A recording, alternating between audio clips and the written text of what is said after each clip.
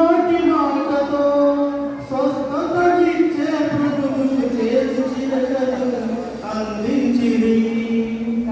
కరుణామయుడు కనికర సంపన్నుని కాయలలో శ్రీలు దిగబడినవి. నోటి మాటతో స్వస్థత ఇచ్చే ప్రభువుకు చేర్చిన అందించిరి. ఇక ఎన్నిసార్లు చేయాలి సిలువ త్యాగము? అది నీ కోసమే, నా కోసమే. కలువరి భయము రక్తధారలే కారుతున్న యేసయ్యను కన్నులారా చూడు ఆ త్యాగము.